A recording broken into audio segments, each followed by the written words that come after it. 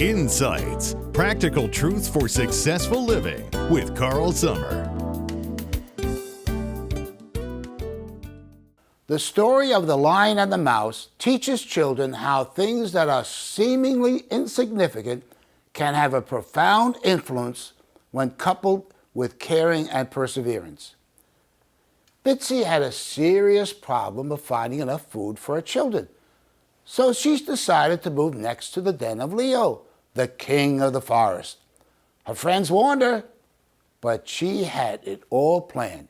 She would gather food only when Leo slept. It worked. Now she had enough food for her family. But Bitsy was a very curious mouse.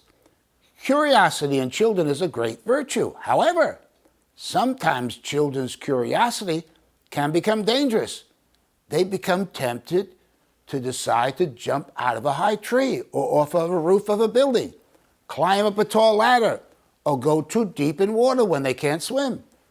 Then there are times when children get curious about things that can cause serious damage, such as taking prescription pills because other kids are doing it, or smoking, or drinking, or taking drugs.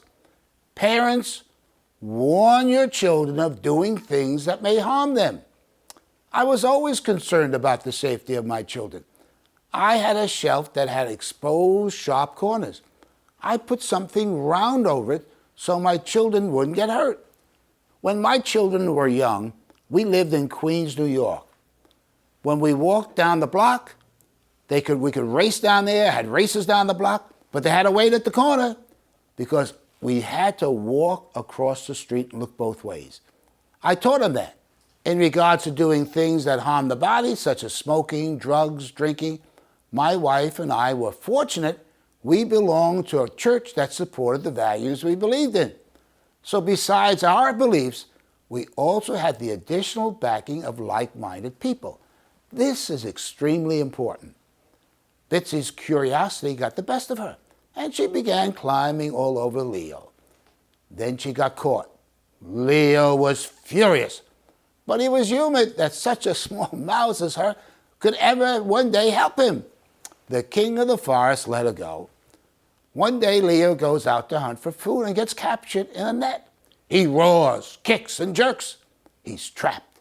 He cries for help. All the forest animals are afraid of him. But when Bitsy hears him, she tells her forest friends she's going to help him because she made a promise that she would. The fox tells Bitsy she's out of her mind. But notice what Bitsy said.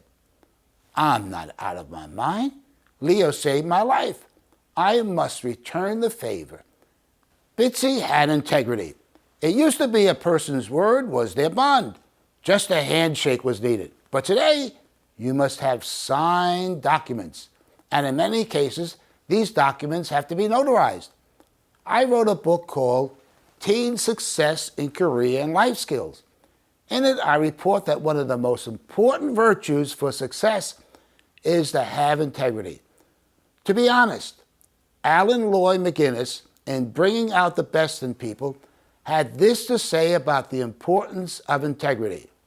The Center for Creative Leadership in Greensboro, North Carolina, recently studied 21 derailed executives, successful people who were expected to go higher in the organizations, but who reached a plateau in their careers and were fired or were forced to retire early.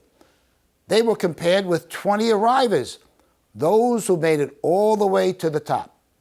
The researchers found the two groups astonishingly alike. Every one of the 40 executives possessed remarkable strengths. But closer study of the derailed executives showed that certain types of flaws kept cropping up in a number of them. And that one error, when committed, always led to their downfall. The researchers called it the unforgivable sin, betraying a trust. Integrity here means more than simple honesty. It embodies consistency and predictability built over time that says, I will do exactly what I say I will do when I say I will do it. If I change my mind, I will tell you well in advance so you will not be harmed by my actions. John C. Maxwell, in Developing the Leader Within You, said, According to 1,300 senior executives who responded to a recent survey, integrity is the human quality most necessary to business success. One of the keys to raising successful children is that we as parents have integrity. What we say we do. We need to be living examples of how we want our children to live. Our walk and talk are the most powerful influences in our children's lives. One of the highest compliments I ever received was in one of our celebrations when my son got up and spoke, and he has worked with me when I was operations manager and now in our own business for over 25 years.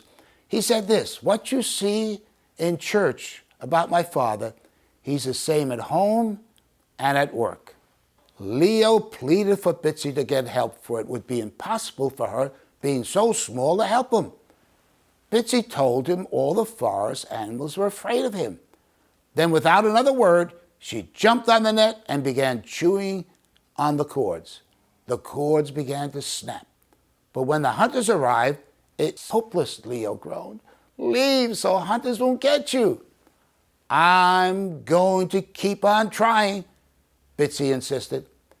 Bitsy could see the hunters coming, but in spite of her aching jaws, Bitsy chewed even faster. Bitsy wouldn't give up. She demonstrated that remarkable virtue, perseverance, that stick-to-it virtue that's so important for our children's success. Bitsy persevered and rescued Leo. Then Leo said, "From now on, I'll always appreciate things that are small. Besides, I want to thank you because even though you're small, you didn't let your smallness stop you from doing great things." Some children suffer from low self-esteem. It's their height. They're too small or too tall, or their ears or their nose or their eyes or the color of their skin or glasses, whatever. Parents, encourage your children to do their best and not to let these obstacles that other people put on them hinder them from being successful.